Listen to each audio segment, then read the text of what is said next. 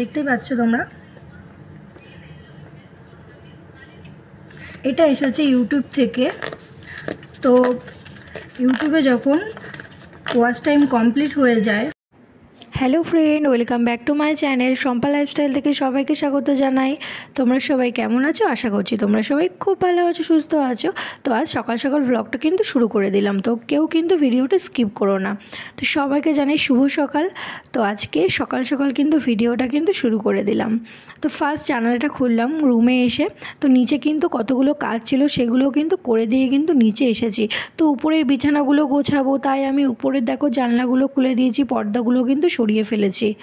তো এইবার আর রান্নাটা বাকি রয়েছে, কিছুটা বাসি কাজ করে রেখে এসেছি, যেমন তোমার বাসন মাজা, তারপর কিছু কিছু কাজ ছিল করে এসেছি। তো সকাল সকাল রান্নাটা কিন্তু করতে হবে। তো এখানে আমি আলু কেটে নিয়েছি, দেখতে পাচ্ছ। আলু একটু ভাজা করব আর একটু আলুর তরকারি করব। তো ও অনেক সময় আলুর তরকারি খেতে চায় না, তো আলু ভাজাও করে রাখছি, দেখা গেল থাকলে দুপুরেও খাওয়া যাবে। তো আলুর তরকারিও কিন্তু করে নিচ্ছি। তো আলুর তরকারি রুটির সাথে খাওয়া হবে। তো এখানে আমি আলুতে এমনি লঙ্কা, কাঁচা লঙ্কা আর একটু পাঁচফোড়ন দিয়ে একটু হালকা করে তরকারি করব। তো রুটির সাথে কিন্তু এই হালকা পাতলা তরকারি খেতে কিন্তু খুবই ভালো লাগে। তো অনেকের বাড়িতে কিন্তু এইরকম আলুর দিয়ে তরকারি রুটি কিন্তু জলখাবারে কিন্তু হয়েই থাকে। তো এখানে আমি কিন্তু আটা মেখে নিয়েছি রুটি করব বলে।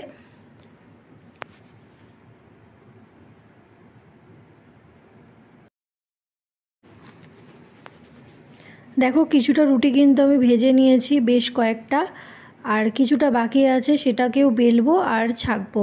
তো রুটি মানে একেবারে আমি বেলে রাখি না, কিছুটা বেল দিই আর কিছুটা ছাঁকি, সেটা কিন্তু রুটিটা কিন্তু খুব ভালো হয়। বেলে রাখলে পরে না আটার সাথে জড়িয়ে যায়। তো সঙ্গেরটা সঙ্গে কিন্তু বেললে কিন্তু আমার মতে বলে ভালোই হয়। তো অনেকে কিন্তু আরও সুন্দর সুন্দর রুটি বানায়, আমি কিন্তু মোটামুটি বানাই। দেখো রুটিটা তবু ভালো হচ্ছে, ফুলছে। তো রুটিটা একেবারে খারাপ হয় না, আগে পারতাম না, এখন মোটামুটি রুটিটা ভালো শিখে গেছি। তো রুটিটা যত ভালো মাখা হবে ততটাই কিন্তু রুটিটা কিন্তু ভালো হবে।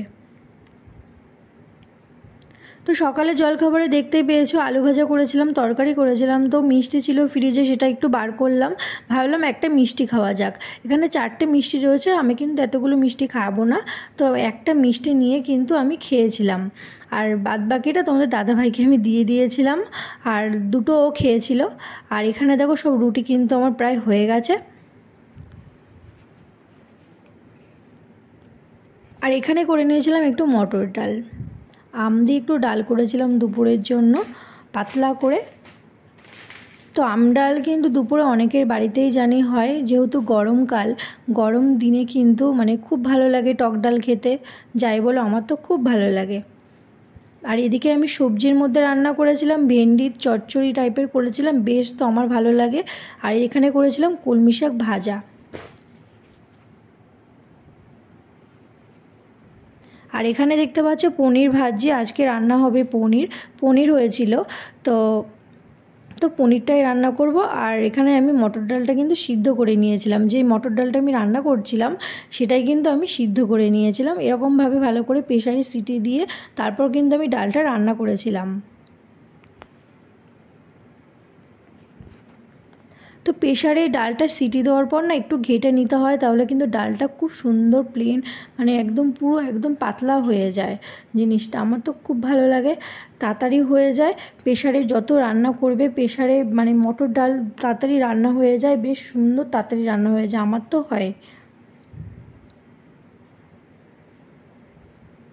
বিশেষ করে মটর ডাল যদি উচ্ছে দিয়ে রান্না করা হয় তাহলে তো আরোই ভালো লাগে।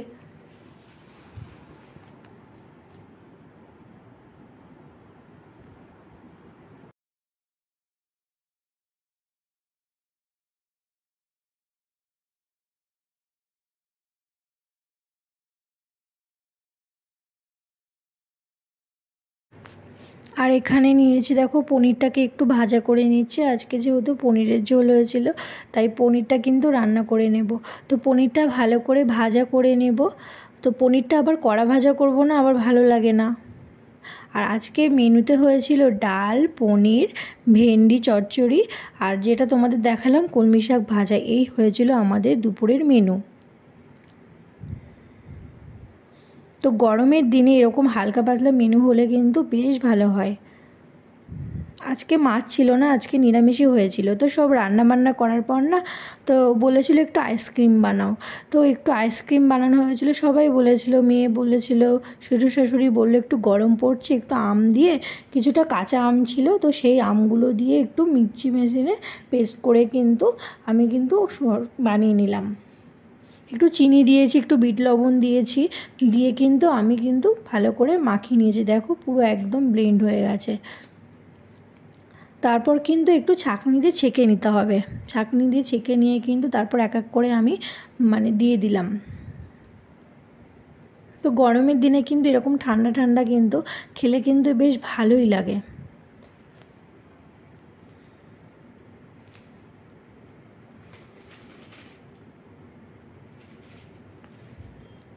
তো দুপুরে রান্না বান্না করার পর আমি ভাবতেই পারিনি যে গুগল অ্যাডসেন্সটা চলে আসবে। তো রান্না বান্না করার পর গেছিলাম মেয়ের একটু নাচের ক্লাসে, একটু কাজ ছিল কিছু, সেটা মিটিয়ে এলাম। তারপর শুনলাম যে গুগল অ্যাডসেন্সটা আমার এসেছে। সত্যি খুব খুশি হয়েছে, খুব ভালো লাগছে। তোমরা এইভাবে আমাকে সাপোর্ট করো, পাশে থেকো।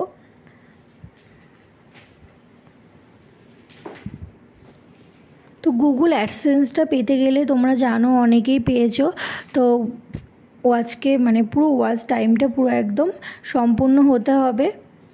আমার হয়ে গেছে। তো গুগল অ্যাডসেন্সটা কিন্তু আমার হাতে অলরেডি চলে এসেছে।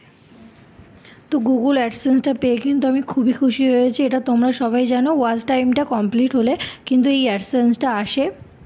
তো আমারও তাই এসেছে। তো দেখো আমি কিন্তু অ্যাডসেন্সটা হাতে পেয়েছি, আর এখানে সব ঠিকানা কিন্তু দেওয়া থাকে। তো অবশেষে এইটা পেয়ে গেছি, আমি কি বলবো, খুবই খুশি হয়েছি। তো এই জায়গাটা দেখতে পাচ্ছ, ঠিক আমার এই জায়গাগুলো আমার ঠিকানা রয়েছে, সব কিছু অ্যাড্রেস কিন্তু এখানেই দেওয়া রয়েছে। তো কষ্ট করলে কিন্তু কেষ্ট ঠিক মিলবেই, সফলতা তোমরাও পাবে।